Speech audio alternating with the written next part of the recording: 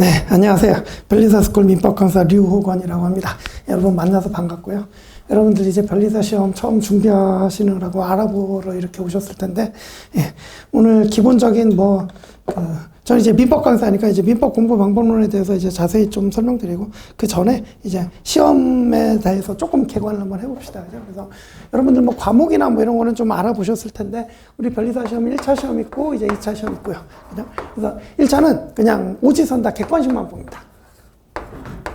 그러니까 이제 5개 지문 중에 이제 뭐 OX 해가지고 한 지문 골라내면 되는 거예요. 그죠? 뭐 많이 해보셨잖아요. 그죠? 그 다음에 2차는 논수령. 이거는 여러분들 백지를 이제 여러분들이 채워야 되는 그런 이제 형태의 시험이죠. 그죠? 그래서 우리 지금 여러분 지금 1차에서 설명이니까 2차는 뭐 이제 아니야 논수령이다 이렇게만 알려드리고, 그래서 1차는 논수령처럼 준비할 필요가 없으시죠. 그죠? 그러니까 OX만 골라낼 수 있도록 이제 준비하시면 됩니다. 그래서 1차를 한 번 합격하시면 2차는 2번 볼 수 있습니다. 그래서 예컨대 25년 내년이죠. 25년 2월 셋째 주쯤에 1차 시험을 볼 텐데, 그때 1차를 합격하시면 그해 2차 시험 한 7월쯤 봐요. 그죠? 7월에 보는 2차 시험하고 그 다음에 7월에 보는 2차 시험하고 이렇게 2번을 볼 수가 있습니다. 그죠? 그래서 그 1차 시험에 합격한 당해에 합격하는 수험생들은 뭐 이제 뭐라고 부르더라? 뭐 동차라고 부르나? 뭐 이렇게 이제 부르는 말이 있어요. 뭐 동차 합격. 그죠? 그 다음에 그 다음에 붙는 학생들은 뭐 기득권을 가지고 한다 그래서 기득 합격. 뭐 이렇게 이제 뭐 우리들끼리 부르는 용어가 있어요. 그죠? 그래서 어쨌든 1차를 한 번 합격하면은 2차는 2번 볼 수 있다. 그래서 그러니까 동차 합격하면 너무 좋겠죠. 그죠? 진입하자마자 1차 합격하고 그다음에 동차 합격해갖고 1년 만에 딱 합격하고 나가버리면 그럼 정말 이상적인 형태가 될 텐데 쉽지는 않습니다. 정말 1년에 그런 분들은 그렇게 많이 없어요. 그죠? 그래서 하지만 우리는 모두 뭐 시험 준비하러 들어오는 입장에서는 전부 다 이제 그걸 당연히 그 동차 합격을 이제 목표로 가야겠죠. 그죠? 그래서 이렇게 이제 1차는 객관식, 2차는 논수령인데 이 시험 과목이 1교시, 2교시, 뭐 3교시 이렇게 있는데 1교시는 이제 산업재산권법이라고 그래갖고 여러분들이 변리사가 되면 실제로 제일 많이 써먹어야 되는 법률들입니다. 산업재산권법. 그래서 특허법, 뭐 디자인법, 상표법은 먼저요. 상표법, 그 다음에 뭐 디자인보호법 이렇게 해가지고 이제 1차 시험을 보시게 되고 2교시가 민법입니다. 그 다음에 3교시가 이제 자연과학이라고 그래요. 이 자연과학 안에는 여러분 잘 아시는 이제 물리, 화학, 생물, 지학 그래갖고 물, 화, 생지 이렇게 들어있고 이게 각 100점씩입니다. 그래서 총 300점. 총점으로는 300점입니다. 문제는 각 과목당 40문제씩입니다. 그러니까 이제 한 문제 맞추면 2.5점을 받는 거예요. 그죠? 그래서 2.5점씩 40문제 해가지고 각각 100점씩. 그죠? 그래서 가만히 보면 제가 이제 민법 강사인데 우리 산업재산권법은 특허법, 상표법, 디자인보호법 3과목 합쳐갖고 100점. 그죠? 자연과학도 물리, 화학, 생물, 지학 4과목 합쳐서 100점. 근데 민법은 과목은 하나인데 100점이죠. 그죠? 그만큼 양이 많습니다. 이런 거 다 합친 것만큼 못지않게 오히려 더 양이 많습니다. 그죠? 그래서 민법은 이제 양이 많다. 그래서 이 시험 과목은 여러분들이 변리사 시험이니까 이제 이게 1교시가 되는데 실제 법학을 이제 여러분들이 뭐 주로 이제 뭐 변리사 시험에는 뭐 문과분도 계시지만 대부분 이공계열 분들이 이제 많이 들어오시다 보니까 법학이라는 거 이제 거의 처음 뭐 이제 고등학교 때 뭐 사회할 때 뭐 헌법 조금 배우고 뭐 이런 식 그죠? 그러다가 이제 법학이라는 건 처음 접해 보시게 될 텐데 이 민법이 사실은 모든 법학의 기초라고 합니다. 그래서 여러분들이 변리사 1차 시험에 진입을 하시면 대부분 민법부터 시작하셔요. 2교시지만. 그죠? 그래서, 그리고 저희 종합반 같은 경우는 이제 주로 이제 3월 초, 3월 첫째 주 월요일, 그때 개강을 하거든요. 그때 3월 첫째 주 월요일쯤 개강을 하는데, 그때 특허법하고 같이 나가요. 그래서 특허법하고 같이 이렇게 이제 요거하고 같이 시작을 하는데 어쨌든 민법은 이제 법학의 기초다. 그죠? 그래서 우리 이제 과목 이렇게 개관해 봤고요. 그죠? 그리고 뭐 이게 40문제씩인데 이 민법 안에는 요것도 이제 좀 이제 세목차를 한번 봐요. 이 민법이 이제 이 민법도 그 안에 단원이 있잖아요. 그래서 대목차라는 게 있는데 나눠 보면은 민법 총칙이라는 게 있고요. 물권법이라는 게 있고요. 채권법이라는 게 있는데 채권법은 또 총론이 있고 또 강론이 있어요. 이렇게 총 크게 4단원으로 이렇게 나눠진 게 민법입니다. 그죠? 그래서 아까 40문제라고 그랬는데 12문제, 8문제 갖고 이제 합치면 채권법이니까 채권법이 16문제로 제일 많죠. 그래서 총론, 강론 나눠가지고 총론 8문제, 강론 8문제 이렇게 나옵니다. 민법 총칙을 이렇게 그냥. 일단 이렇게 개관을 해봤고요. 이제 제가 오늘 나눠드린 노트가 프린트가 2장짜리가 있을 거예요, 그죠? 그거 보시면서 이제 좀 보십시다. 그래서 로마자 1번 민법의 특성을 보시면 수험생들이 다른 과목보다 특히 민법을 어려워하는 이유가 뭐냐? 제가 다음 주에 제가 줄 거놨죠. 우리 밑줄만 따라오시면 됩니다. 양이 엄청나게 방대합니다. 제가 쓰는 교재가 이제 포인트 민법. 제가 쓴 교재가 이제 포인트 민법이라고. 저는 이제 포인트 민법 시리즈를 이제 쓰는데. 이게 이제 교과서에 해당하는 기본서가 하나 있고요. 그냥 포인트 민법이고 이름이, 그죠? 기본서라고 표현할게요. 그 다음에 이제 우리는 1차는 객관식이니까 객관식 문제집이 필요합니다. 그래서 포인트 민법 객관식이라는 이제 객관식 문제집이 있고요. 그 다음에 포인트 민법 OX 지문집이라고 되어 있는데, 제가 쓰고 이제 여러분들한테 교재로 사용하는 이 책이 이렇게 3가지인데, 제가 이거 지금 적어드렸는데, 나가다 보시면 저 오른쪽에 견본이 있어요. 견본이 있는데, 한번 가시다가 책의 내용을 보시라는 말씀이 아니라 두께만 한번 봐보세요. 얘가 940페이지. 이게 좀 늘었겠구나. 우리 법학이라는 거는 매년 판례가 나와요. 그러니까 대법원 판례라고 그러는데 매년 새로운 대법원 판례가 나요. 그러다 보니까 양이 조금씩 늘어날 수밖에 없어요. 그죠? 그래서 지금 한 960페이지까지 온 것 같아요. 올해도 지금도 최신 판례 쌓이고 있는 거. 그래서 어쨌든 포인트 민법 기본서가 960페이지 두껍다. 그죠? 양이 많다. 그 다음에 이제 포인트 민법 객관식 이건 한 1400페이지 정도 됩니다. 근데 페이지 수는 매우 많은데 물론 두껍죠. 아마 변리사 수험계에서 객관식 문제집에서는 제 요 포인트 객관식이 아마 가장 두꺼울 겁니다. 양이 조금 그러니까 장단점이 있겠죠. 양이 풍부해가지고 거의 좀 빠짐이 없는 이런 스타일인데 대신 여러분들이 좀 정복하기는 조금 힘들다. 조금 많아서 그죠? 근데 이제 이 OX 지문집은 지금은 700페이지 안 중에 한 690페이지 정도 됩니다. 얘는 이제 작죠. 그죠? 이유가 있는데, 이 포인트 민법 객관식은 그 시중에 우리 민법 시험, 우리나라에서 보는 민법 시험이 변리사 시험만 있는 게 아니잖아요. 무슨 많아요. 옛날에 사법 시험도 있었고, 지금은 없어졌지만, 그다음에 변호사 시험. 특히 여러분들이 이제 변리사 시험을 준비하지만, 변호사 시험, 민법 시험에서 우리 시험으로 들어오는 게 되게 많아요. 그래서 변리사 기출 문제만 보셔서는 안 되고, 최소한 변호사 기출 문제까지는 보셔야 돼요. 그죠? 변호사 시험 민법 객관식 보거든요. 그죠? 그게 심지어는 그 문제 숫자까지 똑같이 이제 변리사 시험에 출제되고 많지는 않지만 그런 적도 있어요. 그죠? 그래서 우리는 변리사 시험 준비하지만 이제 변호사 기출 문제까지는 그러니까 최소한 보고 한다. 그죠? 그 다음에 옛날 사법 시험 법원행시 이런 거 있잖아요. 그죠? 노무사, 공인노무사, 감정평가사. 그죠? 이런 거 다 거의 대부분 들어있는 게 그러니까 양이 많죠. 그죠? 근데 OX 지문집은 제가 조금 전에 말씀드린 변리사하고 변호사 문제. 요거 기출. 그죠? 기출 문제만 모아놓은 게 요 OX 지문집이고, 그리고 이 OX 지문집은 문제가 오지선다인데, 이제 그러면 문제형이면은 1번, 다음 주 옳은 거 골라라고 1, 2, 3, 4, 5 이렇게 돼 있잖아요. 이 지문들을 다 쪼개놨어요. 그냥 하나의 지문처럼. 그래서, 이 5개 지문들을 다 쪼개놔가지고 이렇게 해놨는데, 왜 그러냐면, 이 1번부터 해갖고 5번까지 한 문제로 나오면, 이 안에 범위가 앞에 것도 나오고 뒤에 것도 나오고 섞여 있어요.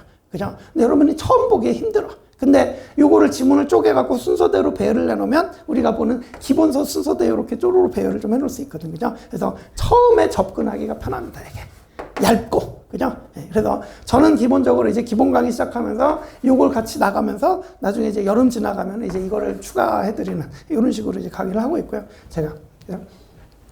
그래서 이제 이렇게 있다. 그죠? 그래서 제가 지금 페이지 수를 보여드렸는데 왜 보여드렸냐? 양이 많다. 그죠? 그래서 첫째 줄 보시면 양이 엄청나게 방대하다. 그래서 다음 줄 첫 페이지를 넘기기 시작해서 마지막 페이지를 닫는 데까지 통상 빠르면 2개월에서 3개월까지 소요가 된다.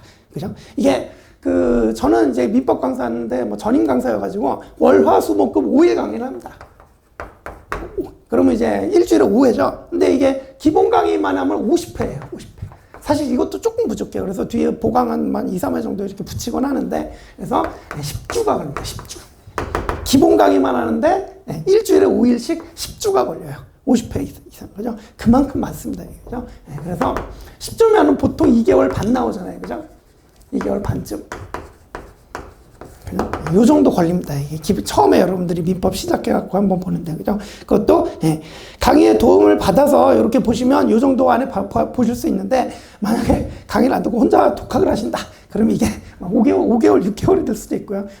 여러분들 뭐 민법 책 한번 보시면 아시겠지만, 뭐 여러분들한테는 좀 외계어랄까? 그런 게 좀 있습니다. 그래서, 이렇게 강의의 도움을 받으면서 가시면, 기본 강의를 함께 가시면 10주쯤.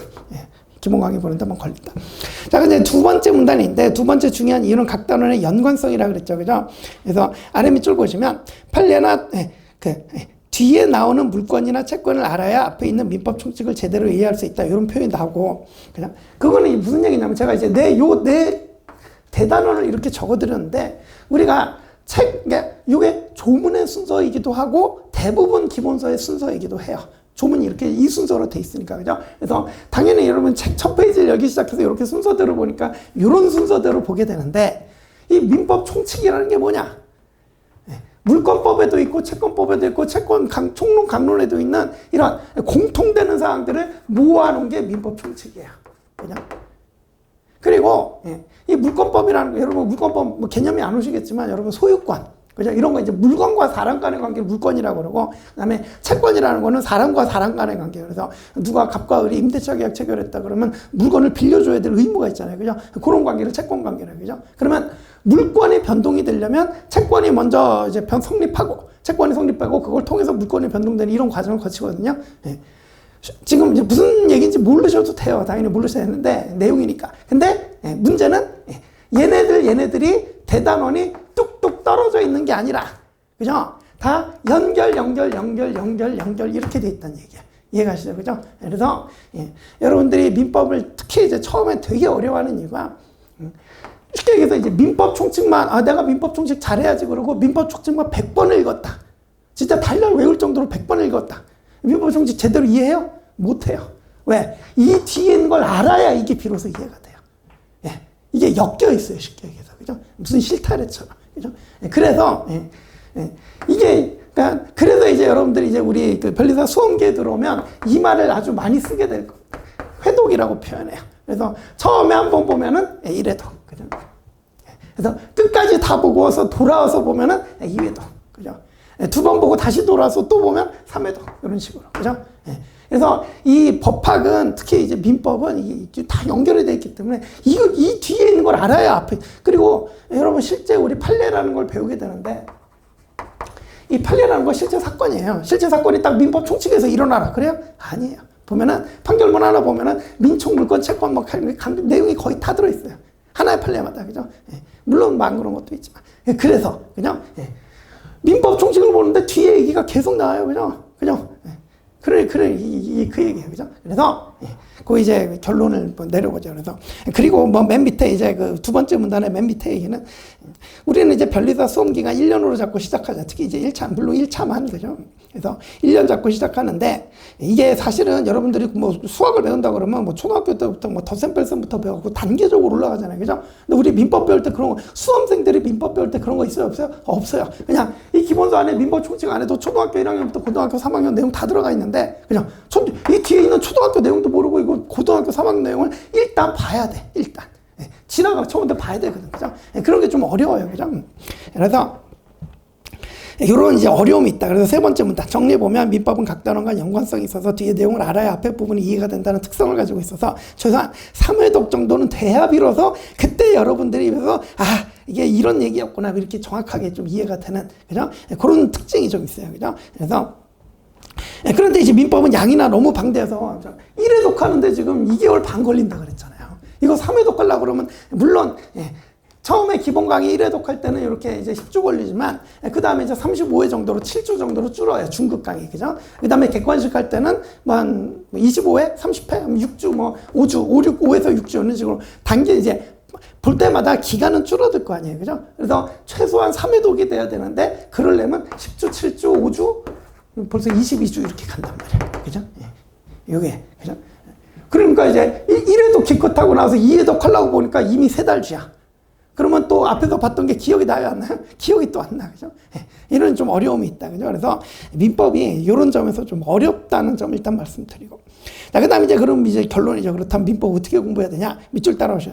처음에 잘 이해가 안 되는 부분이 있더라도 일단 끝까지 가보는 게 중요해요. 맨날 앞에만 본다고 앞에 이해 안 된다 그랬잖아요, 그죠? 그래서, 그래서 이제 우리는 회독이 중요해요. 변리사 시험에서는, 그죠? 끝까지 가보고 뭐가 있는지 보고 와야, 그죠? 대충 뭐가 있는지 무슨 얘기하는지 알고 보고 와야 이게 앞뒤가 연결이 막 되면서 판례 사례도 막 이렇게 연결이 되면서 이렇게 제대로 이해가 되기 시작한단 말이에요. 그죠? 물론, 처음부터 갈 때 아예 모르고 갈 수는 없으니까 저 같은 강사가 이제 앞에서 뒤에 내용까지 끌어가면서 뭐 사례 설명드리고 뭐 갑과 을이 어쩌고 뭐 매매계약 체결하고 어쩌고 그 당시에는 다 이해시켜 드리고 넘어가죠. 그죠? 그런 과정을 한 3번 거치고 나면 그러면 이제 앞과 뒤가 연결이 되면서 여러분들이 정확하게 이해를 할 수 있는 이렇게 된단 말이에요. 그죠? 그런 과정이 좀 필요하다. 그래서 아래 밑줄 보시면 일단 끝까지 무슨 내용인지 보고 와서 다시 반복이 돼야 그때부터 비로소 실력이 향상되기 때문에 처음부터 끝까지 그러니까 이게 수험생들도 이제 특성이 있어갖고 개인적으로 너무 꼼꼼하신 분들이 있어요. 이해가 안 되면 못 넘어가는. 근데 법학은 그럼 돼요? 안 돼요? 안 돼요. 그게 당연한 거거든요. 그죠? 그래서 처음부터 끝까지 천천히 자세하게 읽어나가는 방식보다는 조금 주독하다 싶어도 강의 들으면서, 그죠? 아, 이런 얘기구나. 이렇게 빠르게 여러 번 반복해갖고, 1회독, 2회독, 3회독 이렇게 해갖고, 앞과 뒤가 연결이 되도록 학습하는 것이 그게 훨씬 효과적인 공부 방법이다. 그죠? 그래서 이건 좀 알아두셨으면 좋겠어요. 여러분들이. 왜냐하면 이걸 모르고 민법을 공부하다 보면은, 여러분들이 막 자괴감도 들고 막 그래요. 아, 내가 이 정도밖에 안 되나, 그죠? 그런 생각을 가질 필요가 없다는 거죠. 그죠? 원래 그런 과목이다. 그죠? 그걸 말씀을 드리고 싶은 거예요. 자, 그다음 이제 로마 제1번 민법에서 고득점 하려면인데, 거기에 뭐, 시험에서 민법에서 고득점에 1차 합격할 수 있다 그랬죠. 그죠? 그럼 이제 여기로 넘어가 봅시다. 여기 이제 1교시, 2교시, 3교시인데, 제가 아까 이제 100이라고 그랬죠. 100. 그죠? 그러면 이제, 100점이 이제, 그러니까 우리 커트라인을 평균으로 이제 나타내 볼게요. 우리 대부분의 커트라인은 76에서 77점에서 결정이 됩니다. 통상적으로 출제됐을 때. 그러니까 통계표를 보면 1차 합격, 통계표를 보면 1차 합격 커트라인이 76에서 77 사이가 가장 많아요. 그러니까 이제 출제기관이 산업인력공단이라는 곳인데 거기서 이 정도를 목표로 삼고 있다는 걸 알 수가 있죠. 그죠? 근데 난이도라는 게 출제위원회에 따라서 막 달라지잖아요. 그죠? 그래서 23년의 시험이 진짜 무지무지 어려웠어요. 그때는 70 초반이 나왔어요. 70점 몇몇 이렇게 나왔어요. 커트라인이. 근데 이제 너무 어렵다 보니까 24년에는 80점 좀 이렇게 나와요. 그러니까 이거는 들쑥날쑥하죠, 난이도는. 그죠? 그런데 가장 많은 그 커트라인 점수는 어쨌든 76, 77이고 이런 일반적인 난이도를 가정했을 때는 요거 맞으면 합격한다 그러는데 여러분들이 커트라인 목표로 공부하면 붙겠어요? 안 되겠죠. 뭐 중간에 실수도 하고, 뭐, 그죠? 시험장 가서 실수도 하고, 그죠? 그래서 요거보다 살짝 높게 잡으니까 보통 1차 그 목표를 80점을 잡고 가십니다. 이런 경우도 있긴 있었지만 거의 드물기 때문에 80점 맞으면 1차 시험 안정적으로 합격한다 그래요. 그죠? 그래서 기본적으로 이제 대부분의 수험생들은 이 80점이라는 숫자를 좀 목표로 잡고 간다 이러면 거의 대부분 모든 애에서 이제 안정적으로 합격할 수 있는 점수는 80점이다 이렇게 생각하시면 됩니다. 자, 그런데 이 80점인데 여러분 자연과학 있잖아요. 제가 아까 이제 이공계열들이 많이 들어오신다고 그랬는데 이 점수가 60점 맞기가 그렇게 어렵대요. 조금 있다가 이제 우리 그 자연과학 도사님 이제 김민 교수님 들어와서 여러분들에게 이걸 말씀해 주실 텐데 그렇게 어렵대요. 저는 뭐 이쪽은 잘 모르니까. 그죠? 각각의 그러니까 아무리 이공계열이고 뭐 내가 뭐 자연 뭐 과학 전공했다면 그래도 이 넷에 다 통달하신 분들은 거의 드물거든요. 그러니까 근데 물리 전공이다 그러면 이건 잘하겠지. 근데 나머지는 좀 빠지잖아요. 그죠? 내가 화학 전공이다 그러면 이건 잘하겠지. 그죠? 이런 식이거든요. 그래서 이게 이렇게 60점이 넘기가 힘들대요. 그래서 합격자들 그 자연과학 점수 보면은 대부분 70점 맞으면 거의 진짜 뭐 초고득점 이렇게 얘기를 하더라고요. 그죠? 그러면 커트라인이 80점을 목표로 공부를 해야 되는데 이거 60점 맞으면 이거를 그죠? 보이죠? 그죠? 그래서 90 찍어줘야 그래야 비록 요 숫자 맞출 수 있습니다. 그죠? 그래서 민법이나 산재법에서 요 모자 자연과학에서 빠지는 점수를 채워주지 못하면 여러분 이제 합격이 어렵다는 얘기가 되죠. 그죠? 그렇습니다. 그래서 민법에서 고득점에 1차 시험에 합격할 수 있다 이런 얘기가 있고요. 그 다음에 다음 밑줄 보시면 아이러니하게도 1차 합격생들 그 통계표 보면은 민법 점수가 가장 높습니다. 왜냐하면 민법은 하는 만큼 주는 과목이기도 해요. 그래서 또 여러분들이 민법을 좀 처음에 들어와서 법학을 해야 되니까 민법을 좀 열심히 하시기도 하고 그래서 막 민법 뭐 진짜 고득점 하시는 분들은 막 95점 맞고 막 심지어 막 100점도 맞고 뭐 이러시는 분들. 그죠? 있어요. 그죠? 그래서 민법에서 고득점이 안 되면 1차 합격이 어렵다 그런 얘기고. 자, 그럼 이제 다음 페이지 넘어가서 민법에서 고득점 하려면 어떻게 공부해야 될까 되는데, 자, 제가 이제 이 쓰고 싶은 말들을 많이 써놓긴 했는데, 지금 이 시간에 뭐 다 말씀드리는 거는 사실 시간 낭비. 여러분들 대부분 뭐, 나 소시 쪽에 공부 좀 했다는 분들이 여기 진입하기 때문에, 그래서 뭐 이제 뭐 그렇게 잔소리는 많이 필요 없을 것 같아요. 그래서 일단 1번 보시면 이해와 암기의 반복인데, 요거는 딱 한마디만 드릴게요. 여러분들이 이공계열이 많다 보니까, 이해에 너무 치중하시는 분들이 많아요. 그러니까 이해가 안 되면은 뭐, 아까도 뭐 못 넘어가고 막 그런다 그랬잖아요. 그죠? 근데 이 법학은 선 암기 후 이해 방법도 사실은 좀 필요해요. 그죠? 왜냐하면 끝까지 다 보지 않고서는 이게 제대로 이해가 안 된다니까요. 그래서 일단 외워놓으면 나중에 막 보다 보면 2회독, 3회독 막 되다 보면은 막 연결이 되면서 이게 이 얘기였구나 막 이렇게 막 연결이 된단 말이에요. 그죠? 그래서 여러분들이 너무 이해에만 치중하지 마시고, 그리고 우리는 시험이잖아. 여러분들이 민법을 연구하는 뭐 대학원생으로 들어오고 뭐 교수가 되고 싶다 그러면 이제 완전히 방향이 달라지잖아요. 그죠? 근데 우리는 수험생이니까 OX를 맞춰야 되는데 이해만 하고 있으면 OX가 이제 정답이 잘 안 골라집니다. 이해만 하고 있으면. 딱 이게 맞았다 틀렸다가 이제 정답이다. 그게 암기를 좀 해놓으셔야 되는 부분들이 있어요. 그죠? 그래서 우리는 수험이니까 암기를 너무 무시하지 마시고 암기를 좀 중요시해가지고 처음에 이제 기본 강의 들을 때부터 기본 강의 들으실 때부터 좀 암기사항 있으면 좀 차근차근히 암기를 좀 해 나가면서 같이 이렇게 하시는 거죠. 그런 게 좀 필요하다. 그죠? 그래서 문장으로는 그 밑에서 굵은 그 세 번째 문단의 맨 밑에 두 줄만 읽어볼게요. 암기를 나쁘게만 생각하지 마시고 적극적으로 활용할 필요가 있다. 그죠? 그래서 아래 정리하면 민법을 학습하는 과정은 이해하고 암기하고 이해하고 암기하고를 반복하는 과정이 될 거예요. 그래서 이해와 암기는 어느 하나에 치중하면 안 되고 이해와 암기를 반복하는 과정에서 서로 시너지 효과를 일으킬 수 있도록 이렇게 공부하면 이제 좀 효율적일 것이다. 그죠? 이렇게 먼저 조언부터 드리고. 그 다음 이제 2번이 이제 기본서와 객관식 문제집의 병행이라고 써놨는데, 이거는 이제 오늘 사실 여러분들한테 드리고 싶은 얘기 중에 가장 중요한 얘기이긴 할 거예요. 그래서 보통, 뭐 여러분 뭐 알아보고 오셨겠지만, 보통 2월 셋째 주 토요일, 올해도, 내년도 25년 시험도 이렇게 결정이 됐던데, 주로 2월 셋째 주 토요일에 1차 시험을 봅니다. 그러니까 1차 시험일은 거의 대부분 2월 셋째 주 토요일. 내년은 이제 2월 1일이 일요일인가 뭐 그래갖고 18일인가 17일인가 뭐 이렇게 이제. 그러니까 2월 17일인가 2월 18일인가 이제 시험일로 이미 결정이 됐어요. 그죠? 그러니까 이제 우리는 우리 그 변리사 종합반은 물론 이제 그 전에도 뭐 서비스 같은 걸 제공을 해드리지만 어쨌든 기본적으로 우리가 현장 종합반 그러면은 3월 초에 시작한다 그랬잖아요. 그러니까 1차 시험 끝나고, 그죠? 고해 1차 시험 끝나고 3월 초에 이제 기본 강의부터 시작해갖고 우리 종합반 이때부터 현장 종합반이나 이렇게 시작한단 말이에요. 그죠? 그래서 우리의 목표는 다음에, 그러니까 지금 여기 25년 1차가 있고요. 여기 이제 26년 1차가 있어요. 그래서 3월부터 이제 2월까지 이제 1년 동안, 12개월 동안 열심히 공부해갖고 이때 이제 시험 보러 간다. 그죠? 이런 구조인데, 지금 여러분들이 지금 여기 앉아 계신 시점이 지금 오늘 12월 초, 그죠? 오늘 12월 8일인가? 12월 초, 그죠?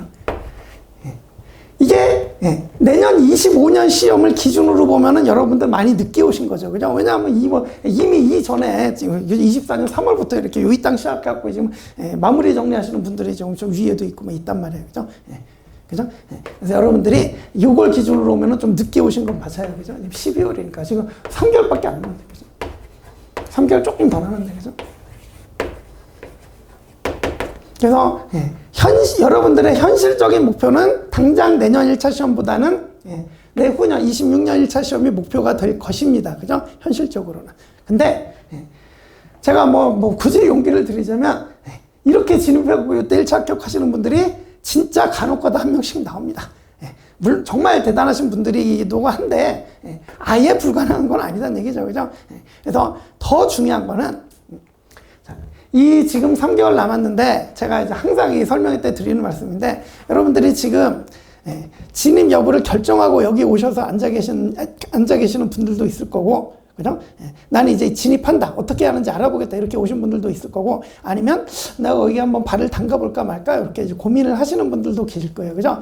근데 아직 결정이 안 되신 분들은 정말 신중하게 결정하시기 바랍니다. 이 시험 만만치 않습니다. 그죠? 아시겠지만 경쟁률도 높고 지금 수험생들도 많이 쌓여 있고 그래서 웬만한 각오로 붙어내기 힘든 시험입니다. 그러니까 변호사 시험이 우리 사법 시험에서 변호사 시험으로 바뀌면서 이제 자격증 시험이 됐잖아요. 그래서 우리나라 근데 이제 변호사 시험은 이제 로스쿨 가는 그런 쪽으로 가야 되니까, 그죠? 좀 논외로 한다고 그러면 우리나라에서 지금 자격증 시험 중에 제일 어려운 시험 뭐냐 그러면 당연 변리사 시험이에요. 그죠? 그만큼 여러분들이 물론 뭐 이거 해내고 나면은 뭐 열매도 달콤하고 그러니까 많은 분들이 좀 매달리고 그러잖아요. 그죠? 그래서 제가 이제 진짜 드리고 싶은 말씀이 이거 들어왔다가 여러분들이 까딱 잘못하면은 여러분들 그 젊은 날의 중요한 인생이 한 5년 정도 훅 가버립니다. 진짜로. 그죠? 쉽지 않거든요. 그래서 이 시험을 진입하려면은 각오를 먼저 잘 하셔야 되고 그래서 신중하게 고민을 하셔야 돼요. 내가 지금 뭐 자기가 처한 상황이고 얼마나 공부에 집중을 할 수 있는 그러니까 몇 년 동안 공부에 집중할 수 있는 상황이고 내가 인생의 계획에서 몇 년 동안 이 시험에 투자할 수 있는지 이런 것들을 좀 냉철하게 객관적으로 그죠? 이렇게 고민을 하고 그러고 이제 결정을 하셔야 돼요. 그냥 한번 해볼까 이런 식이면 안 될 거예요. 그죠? 그래서 아직 결정이 안 되신 분들은 이렇게 그죠? 신중하게 결정하시되 그 기간이 길어지면 안 됩니다. 이미 늦었어요, 여러분들. 지금 당장 내년 시험에. 그죠? 그러니까 이 기간이 지금 3개월 동안 고민만 하고 있는다? 이 시간 낭비예요. 그러니까 3개월 동안 고민하고 있다가 이때 돼갖고 들어가야지 3월 달에 이제 여기 3개월 여기구나. 그죠? 3개월 동안 그냥 고민만 하고 있다가 나 이제 진입해야겠다고 이때 들어온다. 그죠? 3개월 그냥 허송세월한 거예요. 쉽게 얘기해서. 그죠? 그렇기 때문에 진입 여부를 고민은 신중하게 결정하시되 기간 오래 끌지 마시고 빨리빨리 좀 빡시게 알아보시고 좀 타이트하게 알아보시고 이제 결정도 빨리 내리시고 그 다음에 이미 진입이 결정이 됐다 그러면은 뒤도 돌아보지 말고 달리셔야 됩니다. 당장 내일부터 당장. 그죠? 왜냐하면 여러분들의 우리는 이제 현실적인 1차 목표는 이때로 잡는다 그랬잖아요. 그죠? 근데 생각해 보세요. 3개월 동안 고민하다가 이때 야 시작해보자 시작 한 사람하고 그죠? 내가 뭐 어려운 건 안다 나도 그죠? 우리 앞에 선생님 설명하시는 분들도 3개월 동안에 좀 현실적으로는 어렵다 그죠? 그래서 그냥 뭐 26년을 목표로 그냥 간다. 그죠? 요런 마인드하고 그게 아니라 힘들어도 내가 어떻게 한번 해보겠다. 3개월 동안. 뭐라도 한번 해보겠다. 그죠? 그래서 최소한 내가 민법이라도 한번 대부분 이제 민법을 처음 배우니까. 그래서 민법이라도 한번 이거 기출문제, 그러니까 전 범위를 다 보고 기출문제까지 다 한 번씩 다 풀어보고 최소한 그 정도는 돼갖고 들어가서 시험을 한번 봐보겠다. 그죠? 그래서 실제로 그렇게 해내시는 분하고. 그죠? 이때 합격률이 누가 더 높겠어요? 너무 제가 답을 안 들어도 너무 뻔하잖아요. 그죠? 그래서 이게 마인드 자체가 그냥 뭐 26년 1차 봐야지 뭐 이런 식으로 접근하면 이 3개월 그냥 허송세월 됩니다. 무슨 얘기인지 아시죠? 그냥 나는 지금 3개월밖에 안 남았지만 나는 무조건 내년 1차니까 이거 여기 3개월이구나 자꾸 나는 무조건 25년 1차 시험에 합격한다. 이런 마인드로 달려들어야 돼요. 그죠? 그래야 진짜 그러다가 이제 뭐 그냥 뭐 똑똑하니 붙어버렸다 그러면 진짜 좋은 거고 그죠? 운도 좀 따라야 되고 그거는 운도 좀 따라야 됩니다. 그죠? 그래서 정말 좋은 거고 설령 안 된다 하더라도 이미 다른 사람들하고 출발점 자체가 달라요. 남들이 이때 여기 땅 하는데 이미 민법 갖고 시작한다. 그죠? 3분의 1 갖고 시작한다. 얼마나 유리하겠어요. 그죠? 그런데 여러분들이 그렇게 좀 내가 그냥 뭐 26년 1차를 봐야지 이런 마인드로 하면은 3개월 보내기가 쉽지가 않아요. 그래서 제가 이제 여러분들한테 좀 권해드리고 싶은 게 민법을 그러니까 이제 진입 여부가 결정이 되신 분들은, 안 되신 분들은 빨리 결정하고 빨리 시작하시고, 그냥 안 하려면 아예 안 하고. 그 다음에 결정이 되신 분들은 당장 민법 그냥 시작하셔야 돼, 바로. 그래서 그 기본서하고 최소한, 그러니까 이거는 지금 불가능합니다. 이거는 3개월 동안 불가능해요. 1400페이지짜리. 근데 이거는, 아이고야, 요거는 할 수 있어요. 요거는. 그죠? 그래서, 기본서, 그러니까, 자, 기본 강의 50회인데, 10주 걸린다고 그랬잖아요. 지금 10주 이상 남았어요. 그죠? 그리고 저는 이제 기본 강의 하면서 OX 지문집을 같이 풀어드려요. 제가 그래서 이걸 그 제목에 나와 있죠. 2번. 기본서와 객관식 문제집의 병행이다. 그러니까 보통 이게 기본 강의, 그러니까 우리 강의가 기본 강의 있고, 중급 강의 있고, 객관식 강의 있고, 이게 기본이에요. 법학 과목은. 그죠? 대부분의 학원들이 이런 식으로 진행을 해요. 그래서 기본 강의, 중급 강의, 객관식 강의 그러면 1회독, 2회독, 3회독 이렇게 되는 거예요. 대부분 한 9월 말쯤 끝납니다. 그게. 그러니까 이때는 강의 따라오면서 이렇게 하시는 거야. 근데 이 9월, 10월쯤 되면 10월부터라고 할게요. 10월부터 내년 2월 그때까지 한 5개월 정도, 5개월 남짓 되는데 이때는 강의 부담 별로 없어요. 그래서 민법도 있어봐야 무슨 특강 뭐 몇 회짜리, 뭐 5회짜리, 뭐 2회짜리 특강 뭐 이런 거 해드리고. 그러니까 이때는 여러분들이 혼자서 이때 기본, 중급, 객관식 강의 들으면서 했던 거를 마지막으로 자기가 이제 정리를 해야 하는 이른바 마무리 시즌이라고 하는데 이 시즌, 마무리 시즌. 이게 제일 중요하죠. 마무리 시즌. 그죠? 그래서 1, 2, 그러니까 기본 강의, 중급 강의, 객관식 강의 이렇게 이제 3회독하고 요 마무리 시즌에 이 기간은 이때가 한 7, 8개월 되면 이쪽은 한 4, 5개월 되려나? 이때 3회독하면 이때 3회독 해내야 돼요. 3회독. 혼자서. 그죠? 그러면 전체적으로만 6회독 정도 되죠. 그죠? 요거 탄탄하게 좀 잘하신 분들은 대부분 이제 1차 가서 좋은 결과 받아서 나와요. 그죠? 이렇게 이제 1년의 과정을 이렇게 생각하시면 된다. 그죠? 근데 이렇게 보면 기본 강의, 중급 강의, 객관식이면 사실은 이제 여기 기본 강의, 중급 강의 때까지는 기본서만 보고 객관식은 아예 안 건드리고. 그죠? 이때 돼서야 비로소 객관식 풀기 시작하는. 그죠? 요런 경우가 사실 뭐 대부분 학원들인데 저는 기본 강의 하면서 이거 같이 나가요. OX 지문집을. 최소한 기출문제라도 좀 보면서 가자고. 그죠? 그래서, 1회차 강의에서 이제 그만큼 진도 나가면요. 여러분들은 그에 해당하는 기출문제, OX 지문집 풀어오시고, 그러면 그 다음 2회차 강의 나갈 때 그 기출문제 제가 풀어드려. 한 20, 30분 시간 내서 먼저 풀어드리고, 그 다음에 또 그 다음 진도 나가고, 이런 식으로 해갖고, 기본 강의 때 제가 이제 OX 문제집까지 풀어드리거든요. 그죠? 그러면 여러분들은 요 3개월 동안 그거 해놓으시면은 나중에 3월 때 돼갖고 붙으면 정말 좋고, 그죠? 그래서 설령 안 되더라도 남들보다 좀 앞서갈 수 있는 이런 상황이 될 겁니다. 그죠? 그래서 2번, 이것도 이제 한마디만 더 드릴게요. 우리 1차 시험은 객관식 문제만 보면 되니까, 그죠? 우리 당장은 눈앞에 1차를 합격해, 2차를 합격하니까, 객관식 문제집이 중요하단 말이에요. 그죠? 그래서 그냥 기본서만 보시지 마시고, 최소한 기출문제가 들어있는 OX 지문집 정도라도 보고, 그죠? 한번 다 보고, 처음부터 끝까지, 그죠? 그러고 이제 내년에 여러분 아직 접수 안 했죠? 그죠? 내년 시험 반드시 접수해서 보러 가세요. 결정되신 분들은.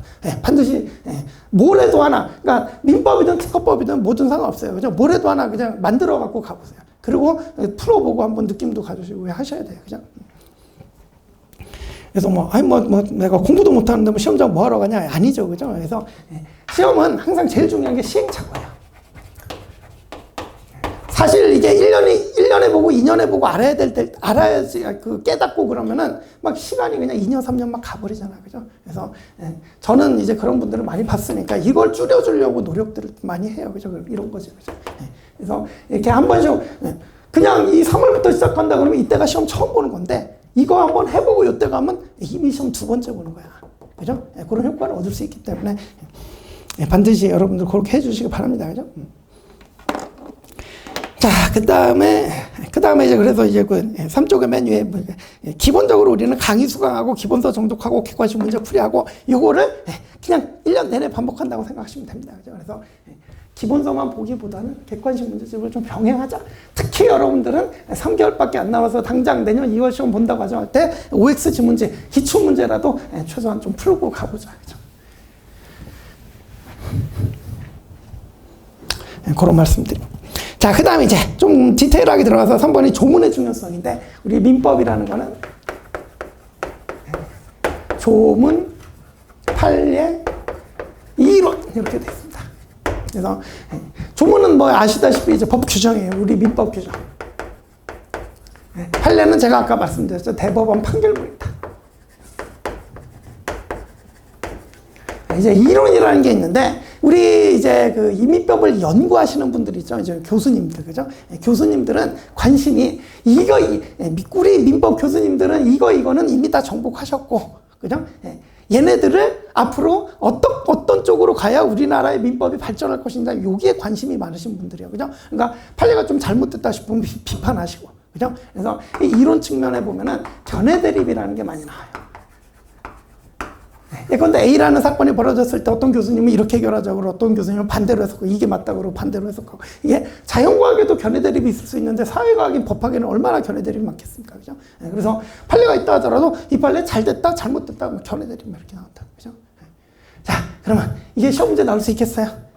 우리 1차 시험에 나올 수 있겠어요? 민법은 1차만 봅니다. 아까 이제, 요거 말씀도 드렸어야 되는데, 우리 민법은 1차 시험 과목에만 있고요. 2차 시험 가면 민사소송법이라는 걸 배우는데 완전히 다른 법입니다. 그죠? 그래서 우리 민법은 1차 시험 공부만 하면 돼요. 객관식만 하시면 돼요. 그죠? 근데, 견해 대립이 있다. OX 어떻게 고를 거야? 누가 맞다고? 그죠? 정답이 없습니다. 쉽게 얘기해서. 그죠? 이 교수님 맞는지 이 교수님 맞는지 그걸 어떻게 알아? 정답이 없잖아요. 그죠? 그래서 정답의 기준이 될 수 있는 게 판례입니다. 대법원 판결문이 떡하니 있다 그러면 여기에 따라 문제를 풀어라 이렇게 나와요. 그러니까 여러분들이 기출문제 한번 보시면 견해 대립 있는 경우는 판례에 따른다 이런 그 문제에 이런 말들이 다 거의 대부분 붙어 있어요. 그래서 정답의 기준이 되는 게 판결문, 대법원 판결문 판례입니다. 그러다 보니까 우리 객관식 문제에서는 이 판례가 많이 출제될 수밖에 없죠. 그래서 읽어보시면. 자, 3번 조문의 중요성. 출제 비중으로 보면 판례는 70% 이상이고, 이제 제가 조금 거의 80%까지도 육박해요. 그죠? 넘어갈 때도 있고. 그래서 판례가 제일 높고, 그 다음에 조문이고, 그 다음에 이론은 거의 출제가 안 된다. 정답이 좀 있을 수도 없고, 그죠? 좀 불확실하기도 하고, 그죠? 그래서 이런 순서로 이제 비중이 되는데, 그러다 보니 여러분들이 출제 비중이 제일 높은 판례에만 집중을 하시죠. 그죠? 여기에 이제 여러분들이 제일 많이 투자를 하신다. 그런데 이 판례가 어디서 나오냐? 사실은 여기서 나오는 거지. 그러니까 이제 조문이 있어야 되는데 없다. 비어있다. 그러면 판례가 채워주고. 그죠? 조문이 있긴 있는데 불명확하게 해석이 된다 그러면 이거를 또 정확하게 해석하려면 판례에 따라서 이제 해석이 돼야지. 그러니까 판례가 사실은 어디부터 나온다? 조문으로부터 나온다. 그래서 판례를 정확하게 이해하려면 조문부터 잘 알아야 된다. 얘기죠. 근데 여러분들이 사실은 제가 이제 설명회 때부터 이런 얘기하고 강의할 때도 맨날 이제 조문을 강조하는데 사실 몰라서 안 한다기보다 이게 시간이 없다 보니까 그죠? 여러분들은 수험생이 되자마자 시간과의 싸움이에요. 제일 중요해요. 수험생한테 제일 중요한 건 시간이죠. 그러니까 시간이 부족하니까 어쩔 수 없이 이거 못 보고 그냥 이것만 보고 이러고 있단 말이에요. 그죠? 그러면 기본이 뚫리는 거예요, 사실. 그래서 처음부터 이거는 습관을 좀 조문을 좀 아예 몸으로 습관화 시켜놔야 돼. 조문을 자주 보는 습관을, 그죠? 그런 취지에서 제가 이제 3번 조문의 중요성 이렇게 써놨습니다. 그래서 두 번째 문단 보시면. 가장 중요한 것은 조문을 대하는 태도입니다. 그래서 이제 자세, 태도, 그죠? 그래서 반드시 별도의 조문집을 가지고 다니면서 수업을 들을 때나 기본서를 볼 때나 객관식 문제를 볼 때나 조문이 나오면 조문집을 열고 반드시 확인을 해보셔야 돼요. 그러니까 항상 수험생이 되는 순간 조문집하고 같이 다닌다고 생각하시면 됩니다. 그래서 심지어는 여러분들이 뭐 하도 이제 또 여름에 덥고 그래갖고 맥주집을 호프집 가서 그죠? 맥주 한잔 한다, 그죠? 조문집 갖고 가셔야 돼요. 그죠? 한잔 시원하게 하시면서 조문집 보고, 그죠? 농담 같지만 이제 그 정도 되셔야 돼요. 그죠? 그래서 이렇게 항상 조문집을 이제 들고 다녀라. 여러분들이 뭐 예컨대 이쪽으로 학원 쪽으로 그러니까 출퇴근이라는 표현은 좀 그렇지만 어쨌든 왔다 갔다 한다 그러면 지하철 안에서 멍하니 간다? 말도 안 되는 얘기죠. 수험생은, 그죠? 조문집 보면서 다녀야 됩니다. 그죠? 버스 안에서도 그렇고, 그죠? 나중에 이제 막판이 되면 수험생들 이제 뭐 열심히 하는 수험생들 보면 화장실 갈 때도 조문집 들고 다녀요. 그죠? 조문집 들고 뛰어다녀요. 그죠? 그 정도 되셔야 돼요. 그죠? 자, 이렇게, 그죠? 그래서 이렇게 그 조문집을 반드시 이렇게 조문과 친해지는. 그래서 이제 세 번째 문단 보시면 제가 이제 수업 시간에 이제 조문은 입체적으로 읽어야 된다고 말씀을 드리는데 이게 무슨 얘기냐면 그 아래 밑줄 조문만 읽어봐도 당사자 간의 이해관계라든지 사실관계 및 관련 판례 지문들 이런 게 막 줄줄 떠올라야 돼. 그죠? 그 정도가 되면 고수죠. 그죠? 예, 이렇게 읽어야 된다는 게 그게 이제 조문을 입체적으로 읽는다는 건데, 예, 처음에는 안 되겠죠. 그죠? 그래서 최소한 3회독 이상 되고 열심히 해야, 조문만 읽어봐도 그 조문에 관련된 기출문제 판례 뭐 있는지 막 줄줄 떠오르고, 그죠? 예, 그 정도 돼야 된단 말이에요. 그죠? 그래서, 조문과 판례, 기본사, 객관식 문제집을 유기적으로 계속 반복해서 학습하다 보면 어느 순간인가 그렇게 됩니다. 입체적으로 읽을 수 있게 되는데, 이게 되려면, 그죠? 예, 처음부터 습관을 잘 잡아내야 된다고. 조문집을 항상 옆에 두고 나올 때마다 확인하는 습관을 좀 잘 잡아놓으셔라. 안 그러면 나중에 저절로 조문을 경시하게 된다. 왜? 시간이 없어서. 그죠? 그래서 이를 위해서 조문집을 항상 옆에 두고 나올 때마다 확인하는 습관이 중요하다. 초심자라면 우선은, 그러니까 처음에는 여러분 조문 읽을 때 이게 무슨 소리지부터 읽잖아요. 그래서 국어적 의미를 이해하는 데 초점을 두고 조문과 친해지는 연습을 하는데, 그래서 결론이죠. 초심자라면 밑법을 공부할 때 항상 조문집 들고 다니면서 수시로 봐라. 이 태도만 잘 길러놔도 그래도 이제 여러분들이 좀 유리한 고지를 차지할 수 있지 않을까, 그죠? 이런 말씀 드립니다, 그죠? 그래서 시험은 판례가 제일 많이 나오지만 조문이 중요하다, 그죠? 그래서 실제로도 판례는 여러분들이 너무 많이 보다 보니까 여러분들이 기본적인 판례 나오면 다 맞춥니다, 그죠? 근데 조문 문제 살짝 틀어서 내면 많이 틀리고 여기서 승부가 나는 경우도 많고, 그죠? 그래서 조문을 항상, 그러니까 조문이 뿌리입니다, 뿌리. 조문이 뿌리고 판례가 이제 나무라고 생각하시면 돼요, 그죠? 자, 그 다음 이제 4번 교재에 선택되어 있는데, 요거는 또 한마디만 드릴게요. 우리 아까 제가 교수님들 말씀드렸죠. 그죠? 그래서 교수님 저서들이 있습니다. 그죠? 그 다음에 이제 저 같은 이제 강사들이 쓰는 수험서라는 게 있죠. 그죠? 제 책도 뭐 이 동네에서는 조금 두껍다고 뭐 소문이 났는데, 지금 960페이지 된다 그랬잖아요. 그죠? 교수님 저서 그냥 2000페이지 넘어갑니다. 2000페이지가 넘어요. 그죠? 그래서 이거 잡는다 그러면 1년 내내 민법만 보셔야 될지도 모릅니다. 그리고 교수님들은 관심이 어디 있다고요? 견해 대립에도 관심이 많다 그랬잖아요. 그죠? 그러면 막 몇 페이지 가량의 견해 대립이 쭉 나오고 그러는데, 우리 1차 시험에 나와야 안 나와요? 못 나옵니다. 그죠? 그래서 그 학술적으로는 당연히, 그죠? 교수님 저서가 훨씬 훌륭하죠. 이 수험서, 저는 오로지 변리사 시험을 위해 쓴 수험서고, 그죠? 교수님 저서가 학술적으로는 이제 훨씬 너무나 훌륭한 책이지만, 시험의 효율성을 봤을 때는 교수님 저서보다는 수험서를 보시는 게 아무래도, 그죠? 시험을 위해서는 좋지 않을까, 이렇게 그 말씀 드립니다. 그래서 이제 거의 대부분은 그래서 교수님 저서 잘 안 잡으셔요. 그죠? 그래서 교수님 저서를 잡으시는 분도 있는데 바로 되돌아오십니다. 그죠? 그러니까 그렇게 이제 뭐 교재 선택은 웬만하면 좀 이제 수험서를 해주시는 게 이제 좋겠고. 그 다음에 이제 5번, 제가 좋아하는 말입니다. 복습의 중요성. 그래서 이제 그 옆에 제가 좋아하는 말인데, 3페이지 맨 밑에 있어요. 학습에서 이게 여러분들도 이제 한자에 약하잖아. 이게 배울학, 익힐습입니다. 이 배울학, 익힐습 중에 뭐가 중요하겠어요? 저는 익힐습이 훨씬 중요하다고 생각합니다. 특히 시험에서는. 그죠?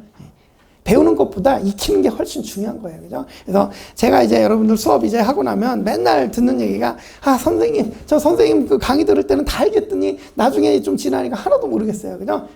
그런 얘기 되게 많이 듣습니다. 그죠? 그래서 복습이 너무 중요하다. 우리 법학은 예습이 필요 없습니다, 사실. 그러니까 강의 그냥 예습 없이 강의 들어오시면 되는 거야. 왜냐하면 예습해봐야 무슨 소리인지 모릅니다. 그죠? 그러니까 예습 없이 그냥 바로 강의 들어오시면 되고, 대신 강의 듣고 나서 집에서 오늘 나가면 진도만큼 기본서 읽어주시고, 그 다음에 아까 저는 객관식 병행하고 OX 지문집 해당 부분까지 풀어오라 그랬잖아요. 그죠? 그거 풀고, 그죠? 그 다음 날아서 또 강의 듣고 또. 그래서 아까 강의, 그 다음에 기본서 회독, 그 다음에 객관식 문제풀이. 기출 문제풀이, 그죠? 이거를 반복하는 과정이 될 거라 그랬죠. 그죠? 그래서 이거를 50회 나가는 동안, 물론 이 기본 강의로 끝나는 건 아니지만, 그죠? 자그마치 10주 동안 꾸준히, 이거 정말 어려운 겁니다. 밀리지 않고. 이게 얼마나 어려운 건지는 여러분들 뭐 공부 많이 해보셨잖아요. 그죠? 그래서 여러분들이 이제 처음에 들어올 때는 다들 각오를 단단히 해갖고 이렇게 들어오시는데 순간순간이 어려워요. 그죠?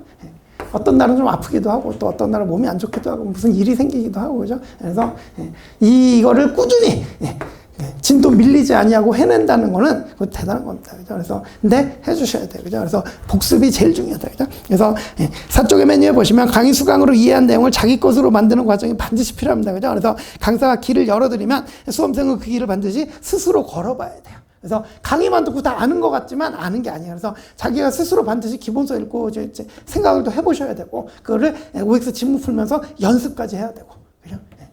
이거를 매회 꾸준히 밀리지 않아요.